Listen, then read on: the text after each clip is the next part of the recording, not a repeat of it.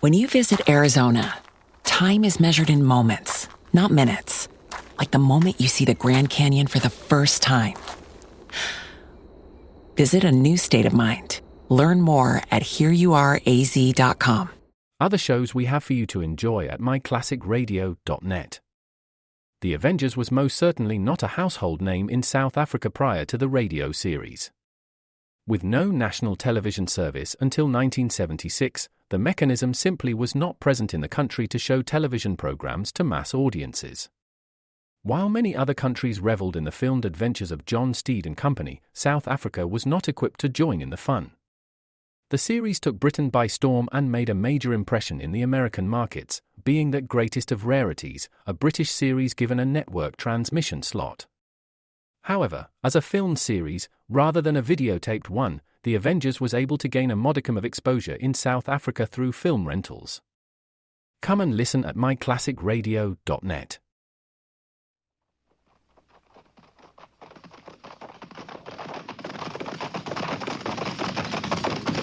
At the gallop!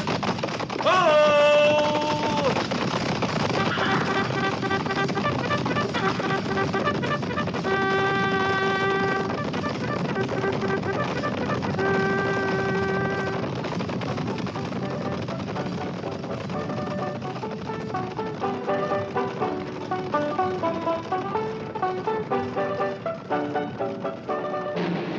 Fort Laramie.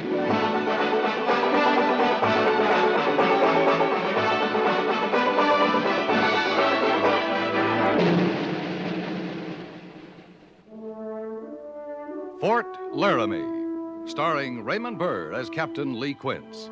Specially transcribed tales of the dark and tragic ground of the wild frontier, the saga of fighting men who rode the rim of empire, and the dramatic story of Lee Quince, Captain of Cavalry.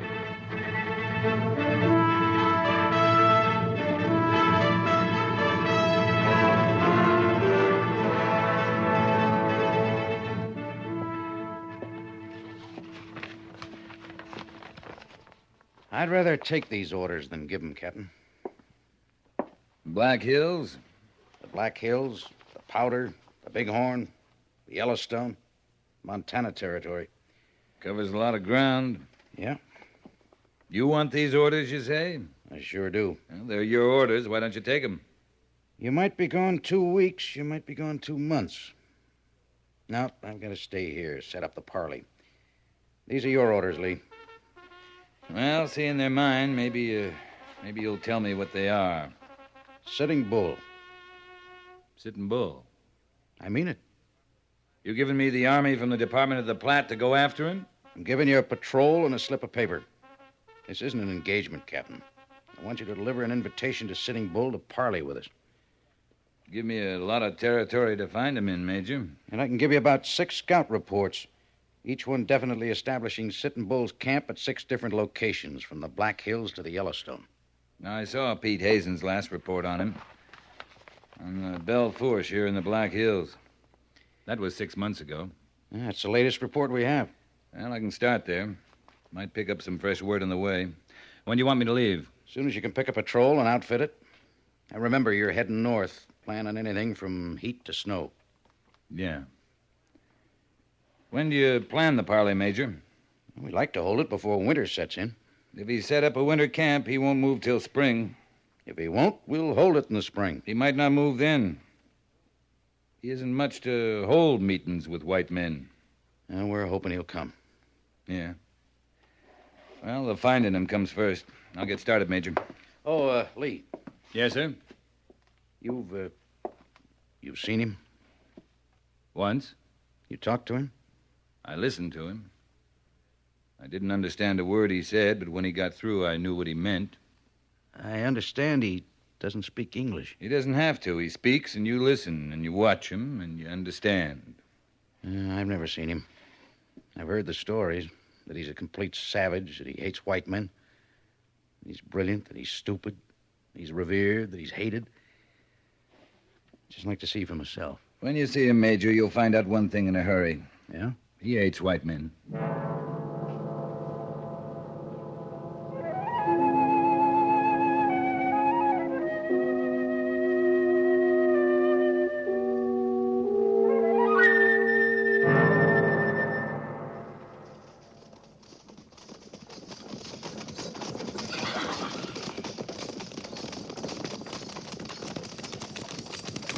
Captain, sir. Corporal? That remount station still ahead? Better be, Harrison. I'm counting on it. Thought we'd make camp there. Start tomorrow with fresh horses. Crichton and Doolin, their mounts took the brunt of it when them boulders shook loose a while back. The men hurt, Corporal? Shook up, that's all, Lieutenant Syberts. I'll tell them the remount station is just a couple of miles away. I'd like to make it. They'll make it, sir. Yeah. 2 more miles, Captain. That'll make 25 miles for us today. Not bad. I thought it was pretty good, sir, considering that landslide held us up some.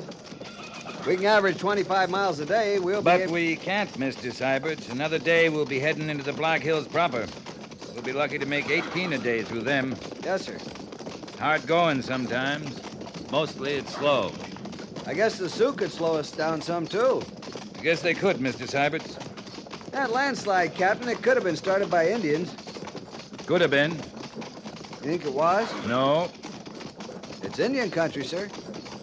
Your idea is they shoved some boulders at us to discourage us, Mr. Syberts? Well, they've done it before. But they didn't try to make it stick. We're a dozen men. The slide did hold us up, stopped us for the best part of an hour. If there were Indians, Lieutenant, they'd have taken advantage of it. We were sitting ducks.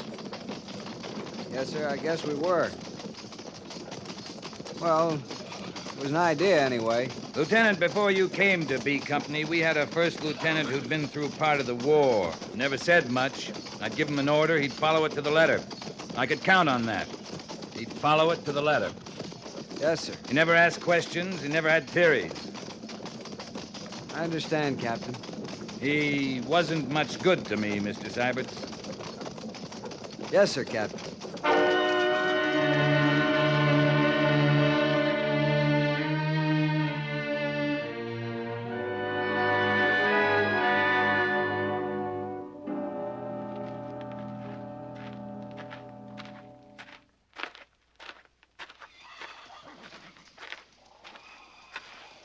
Your name, Dunsett? What'd you say? Your name, is it Dunsett? Oh, yeah. I guess it is. I don't hear it often enough anymore to be sure. Kinda quiet running a remount station, is it? Mm-hmm. Scout now and then, and nester sometimes. This ain't exactly the Oregon Trail, you know. You staying long, Captain? Till morning. Your horses look good. They are. Have any trouble hanging on to them? You mean Indian raids? They gone on a style? Well, you just might put it that way, Captain. I mind a time when I couldn't keep a horse here with 4 broke legs. They'd run 'em off that fast. But lately now, I get to know 'em just like brothers. Brothers, huh? Well, I say brothers. I don't know why. Never had any brothers. About Indian raids. I tell you the truth, I'd welcome one ever so often.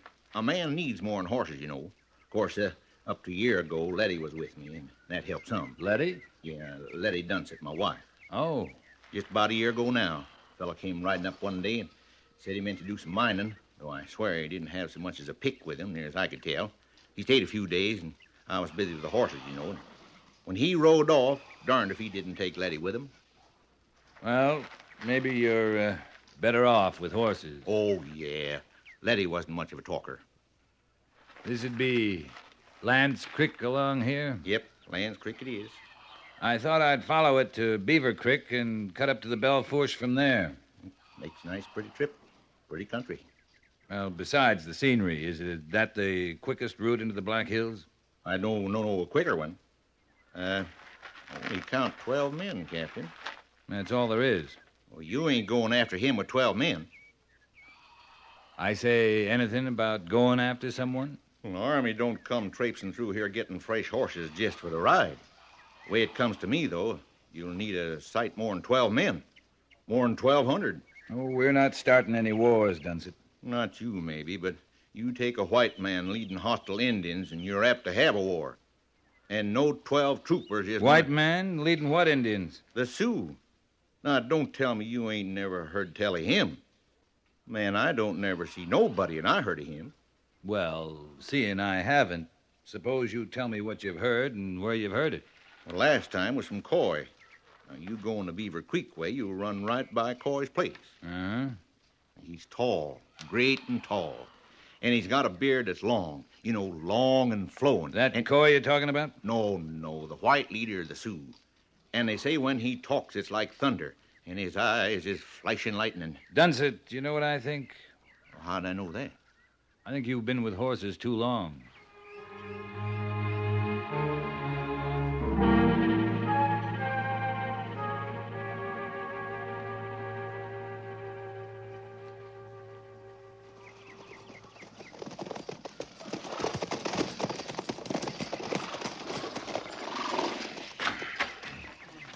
Take him down to Beaver Creek, Mr. Syberts. I want to talk to the settler. Looks like he's packing up, Captain. Over there by the barn. Yeah, it does. Take care of things. Yes, sir. Corporal Harris. Yes, sir. Dismount and unsaddle, Pingrid. Dismount and unsaddle. Pingrid and Ward.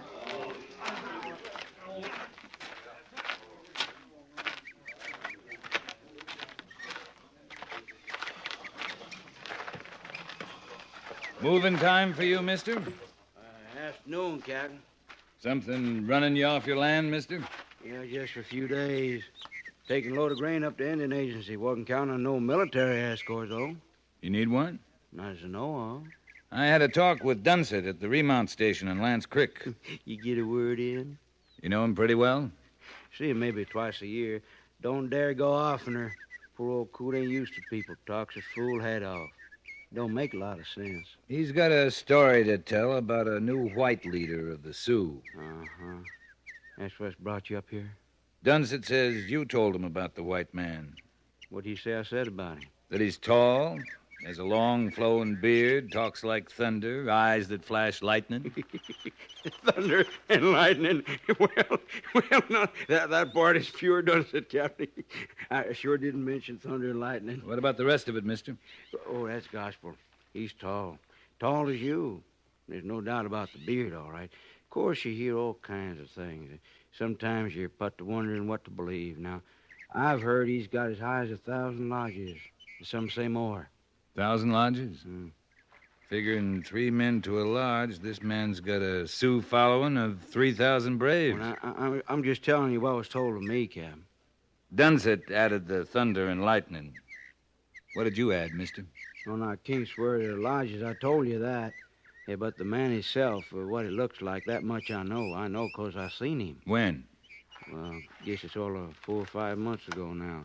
Rode up my lane, watered his mule right there at Beaver Creek, same as your men are doing. And this giant of a man with a flowing beard told you he'd come to lead the Sioux against the white man? Well, he said as much, Captain. The Sioux need a new leader. Now, those were his words. I come to give 'em a new leader. That's what he said, plain as anything. You ready to go to the agency as soon as you load the grain? Won't take me no time at all. I'll give you a hand and a military escort.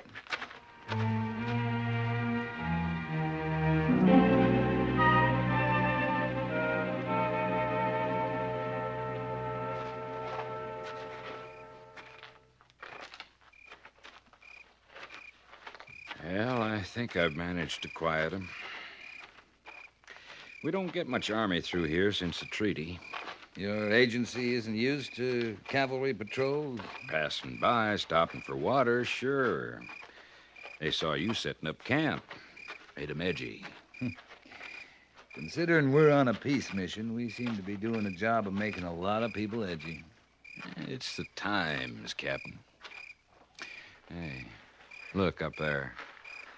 The Black Hills. Last sun of the day on them. It's beautiful. I look at 'em all day. The morning sun on 'em, the bright sun of midday, and now when they're giving up to the night. They're always beautiful. But somewhere in those hills, something quiet is building up. I don't know what it is, but I feel it, and the agency Indians feel it.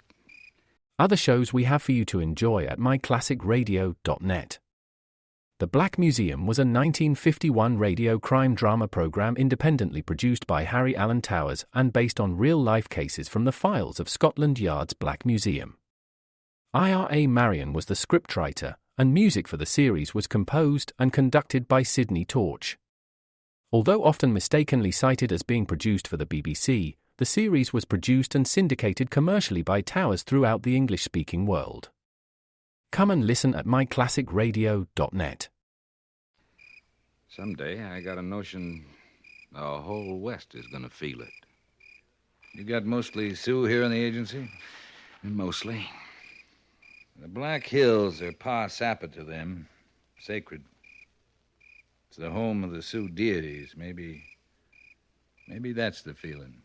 Whatever it is, I'm losing Indians to it every day. With winter coming on, that's the time most Indians head for agencies. Always before, yeah. But not this year. Just the opposite. I don't know. I left Fort Laramie 4 days ago to find Sitting Bull and invite him to powwow with us, and every place I stop, no one wants to talk about Sitting Bull. All I hear is that the Sioux have a new white leader. That's all I hear, Captain. But you never saw him? No. But I never saw a Sitting Bull. That doesn't mean he doesn't exist. You figure you've lost how many Indians so far? Not over 20. I look around at day's end. Everyone's accounted for. By morning, 2 are gone, maybe 3, maybe just 1. And no one ever knows where they've gone, of course. I'm supposing you're reporting this to the Bureau of Indian Affairs. Sure. Like I'm also reporting there's fewer and fewer Indian raids. Less hostility, less trouble. Now, what do you think they're going to pay most attention to? 20 Indians going off an agency, or 4 or 5 months of uninterrupted peace? Why do you suppose they sent this patrol up here? This whole area is so peaceful right now, they want to make it official. Want to smoke the pipe with Sitting Bull and tell the rest of the country the Indian wars are over. I don't envy you, Captain. Riding into the Black Hills just now. Thanks. You could send back for more troops. Well, my orders are clear. I'm still looking for Sitting Bull. You don't believe the talk about the white leader? I'll believe it when I see him.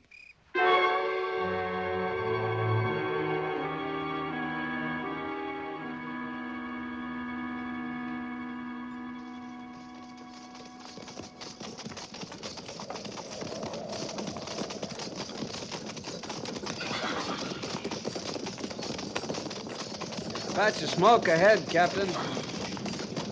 Coming out of that line of hills to the west. First one you've seen, Mr. Syberts? No, sir, it isn't. This one seems larger than the others. Signal fires.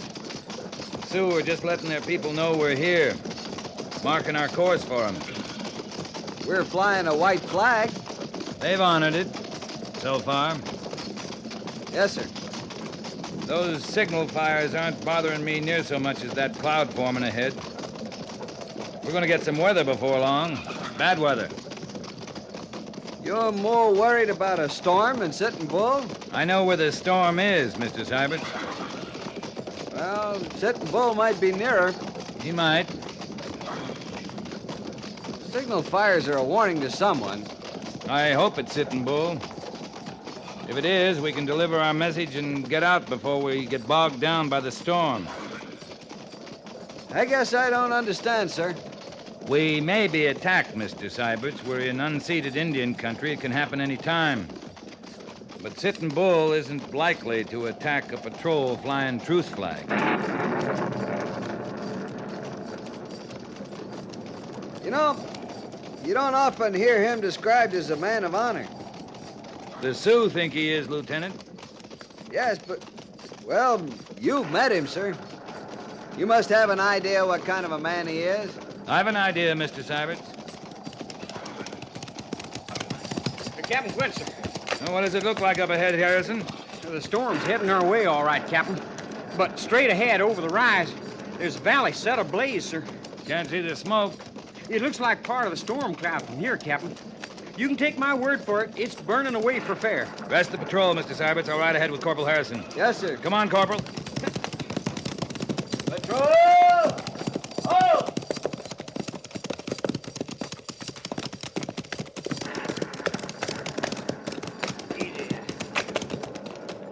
Burning right up into the ravines, Harrison. They've been marking our course all the way in with signal fires. Might be they set a good one like this to tell us we ain't right welcome in their country. Yeah, and it might be they set it to cover their movement away from the valley. Only from up here, we should be able to spot them. I ain't seen an engine yet, Captain. We better find some cover for the patrol. We can't make it across a blazing valley. And we can't ride the long way around in this kind of storm. This ain't a bad campsite, sir. Them granite ledges make an overhang the way they do. Of course, I don't know how near we are to water. That near enough for you? Yes, sir, it sure is. Signal the patrol to move up, Harrison. I'm going to ride along this rim, find a spot for the horse. Yes, sir.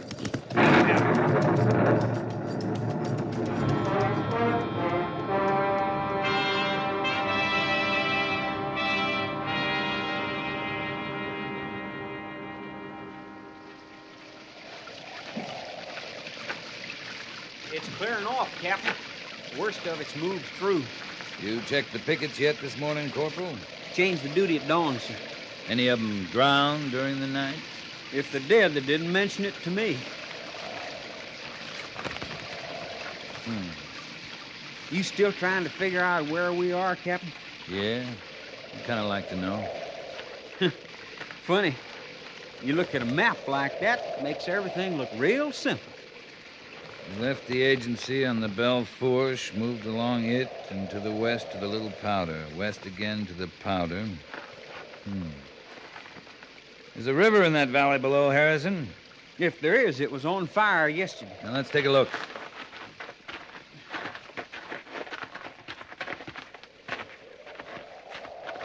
By golly, there is a river, Captain. Yeah, must be the tongue. Well, this is new country to me. You sure couldn't see no river for the blaze down there yesterday. If it is the tongue, we're in Montana territory, Corporal. Don't look much different. It's beginning to. Yes, sir. It sure is. Captain, coming up the trail. Indians. How many, Lieutenant? 6? 8? That's all I make out, Captain. Pass the word. Hold fire, Corporal. Yes, sir. Hold your fire, man. Hold your fire. Don't seem to fear us, sir. Riding up from that charred valley as big as you please. It's their valley, Mr. Syberts. Well, yes, it is. Might be they're just riding up to remind us of that. They look young, Captain.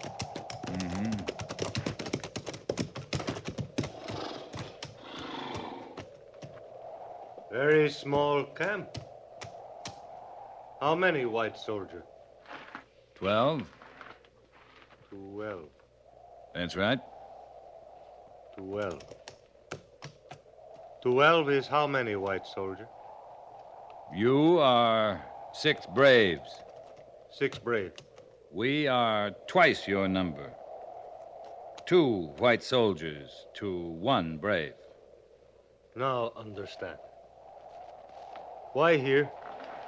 We have a letter. The white chiefs want to powwow with Sitting Bull, to smoke the pipe, to talk peace. Letters say that? Letter says that. I take. Captain? It's all right, Mr. Syberts. Office of Post Commander, Fort Laramie, Wyoming Territory. You see? I read. You take back. Thank you. You read well. I read well. Speak well? You speak very well. You white man. Me red man. That's right. Color of skin not matter to leader. Who is your leader? Leaders say, all men are brother. Now we go.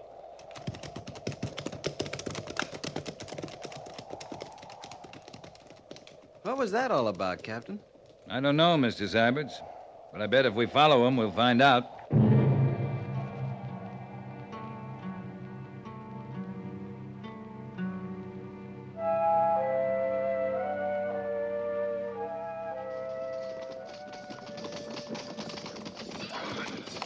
They slickered us, Captain. We ain't seen a sign of them Indians in a full day now. Not Indians, Harrison. Patrol! Halt! I Whether you can't see or I'm seeing things. It'd comfort me some to know you saw him too, Captain. A giant of a white man with a flowing beard who rides a white mule. He's the new white leader of the Sioux? I'll let you know when I get back.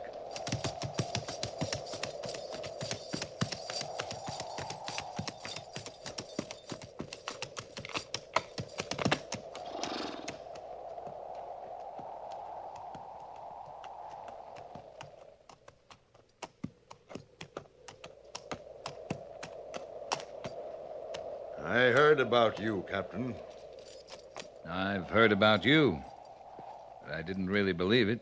Your patrol is flying truce flags. You've got a letter for Sitting Bull. I don't have to tell you anything, do I? Red Bear was very proud of his knowledge. The young Sioux brave? He told me he met a white brother who was armed, who did not shoot. You're not armed either. I'm armed. You mean the Sioux up on the ridge? No, they're just interested. So am I. I hear you've got anything from 1,000 lodges up. I wish I had, Captain. You can ride up and count them. On my best day, I've got 30 braves. It's a beginning. Depends on what you're beginning. A small beginning. Not nearly as big as your invitation to Sitting Bull to smoke the pipe. You know where he is?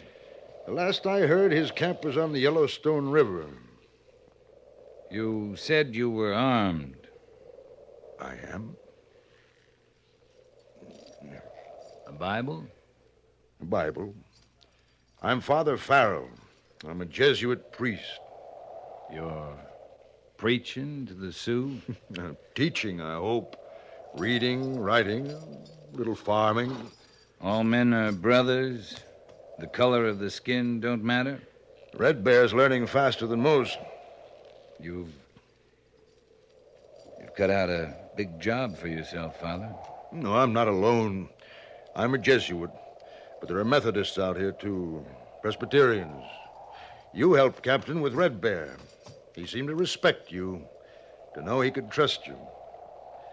Maybe that's the way it begins. With one red man and one white man trusting each other. Yeah.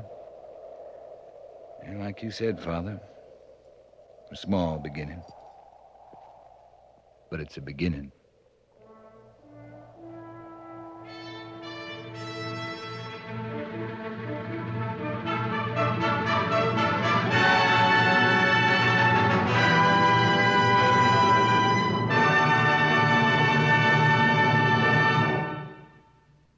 Fort Laramie is produced and directed by Norman MacDonald and stars Raymond Burr as Lee Quince, Captain of Cavalry. The script was specially written for Fort Laramie by Kathleen Height, with sound patterns by Bill James and Ray Kemper, musical supervision by Amerigo Marino. Featured in the cast were Jess Kirkpatrick, Jack Crucian, Howard Culver, Lawrence Dobkin, and John Daner. Sam Edwards is Corporal Harrison, Jack Moyles is Major Daggett, and Harry Bartell is Lieutenant Seiberts.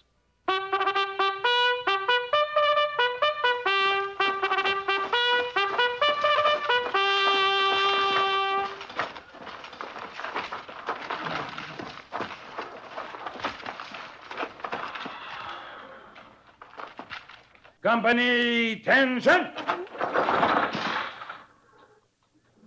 Dismiss!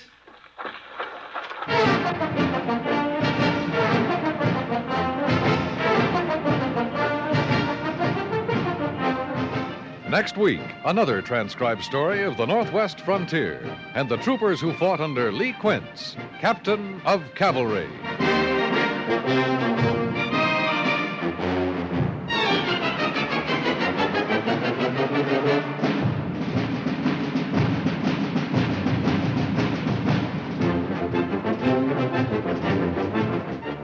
Every time a foot goes down on the accelerator of an automobile, somebody is taking life into his hands.